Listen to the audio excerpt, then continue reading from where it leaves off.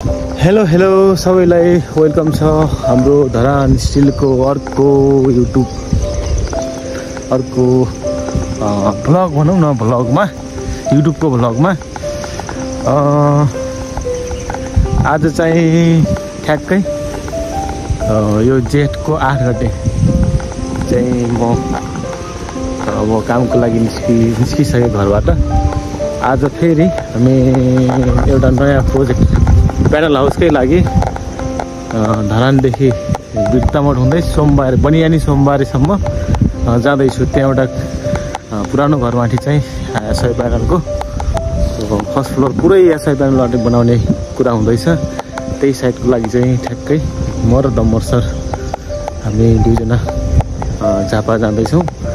जेठको आज 8 गते ठ्याक्कै हेर्दै गर्नुहोला। तपाईँहरूलाई सम्पूर्ण धरानदेखिको झापासम्मको यात्रालाई निरन्तर देखाउने कोसिस गर्नेछु है त। साथीहरू हामी अहिले बिर्तामोडदेखि बनियानी सोमबारेसम्मको यात्रामा निस्किसकेको छौँ। आज जेठको 8 गते ठ्याक्कै अहिले चाहिँ ठ्याक्कै म धरानबाट निस्किसकेको छु। अहिले हामी बोरङको गच्छा भन्ने ठाउँमा आइपुग्यौँ। यहाँ सानो सामान हार्डवेयरमा किन्नु पर्ने भएको कारणले गर्दाखेरि हाम्रो दमर सर हार्डवेयरमा जानुभएको छ सामान किन्नलाई। बिचबिचमा तपाईँहरूलाई म सम्पूर्ण यात्राको सानो सानो क्लिपहरू देखाउने नै छु। स्पेसल्ली हामीले त्यही हो, अब हामी प्यानलको एसआई प्यानलको कामहरू गर्छौँ। त्यसैको लागि चाहिँ हामी जाँदैछौँ आज झापाको त्यो बनियानीसम्म।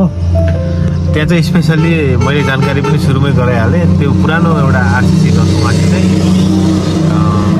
एसआई प्यानलको प्रयोग गरेर त्यहाँ रुफ एक्सटेन्सन गर्ने भन्ने कुरा हुँदैछ हाम्रो। लगभग आज फाइनल डिल हुन त हामीले योभन्दा अगाडि पनि एकपटक गइसकेको हो र आज चाहिँ फाइनल डिल हुने कुरा छ। त्यो फिल्ड कस्तो छ के छ, सुरुमा त्यो घरहरू कस्तो छ र बनिसकेपछि कस्तो हुन्छ भन्ने कुरा पनि म तपाईँहरूले देखाउने कोसिस गर्नेछु। हुन त त्यो अस्ति जाँदाखेरि त्यो घरमा चाहिँ लगभग त्यहाँ फुटाउने कामहरू, माथिको फर्स्ट फ्लोर फुटाउने कामहरू, खाली बनाउने कामहरू हुँदै थियो। अब त्यो आज जहाँसम्म लाग्छ आज सबै क्लियर भइसक्यो होला। क्लियर भइसके पछाडि हामी चाहिँ बनाउँछौँ। त्यहाँ हामीलाई खाली नै छोडिदिनुपर्छ। त्यहाँ ट्रस बनाउँछौँ अनि रुफ फिटिङ हुन्छ, त्यहाँ वाल पार्टेसनहरू हुन्छ, अरू कामहरू पनि हुन्छ। हेर्दै गर्नु होला है त। अहिले चाहिँ हामी ठ्याक्कै यो दमक बजार कटेर बाडाजुङ्गे पनि कटिसक्यौँ। सशस्त्र क्याम्प छेउमा आइपुग्यौँ। आज मौसम पनि बडा राम्रो भएको कारणले गर्दाखेरि राम्रो देखिरहेको छ। बादलसँग लागेको छ, पानी चाहिँ परेको छैन, पर्छ होला सायद आज। तपाईँहरूले अब हामी फटाफट यो चाहिँ एकदमै बाटोको काम भइरहेको कारणले गर्दाखेरि अहिले एकदम बाटोको अवस्था बिजोग छ। इटरीदेखि कागरभिटासम्म सबै खनेको छ लगभग बाटोहरू। यस्तै छ। अब हामी लगभग 1 देखि 1.5 घन्टाभित्रमा बनियानी पुग्छौँ।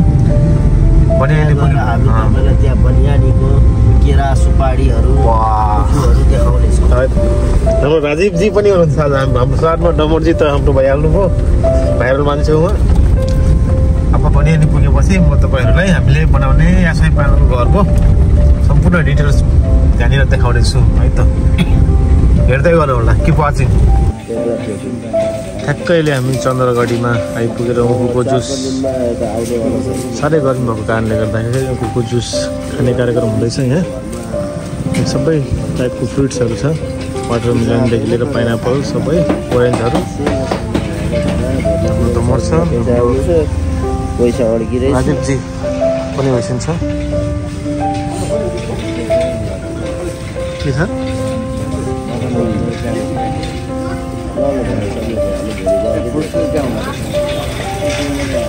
जस्तै काम चहल पहल त ठुलो रहेछ मसला भए पनि होला।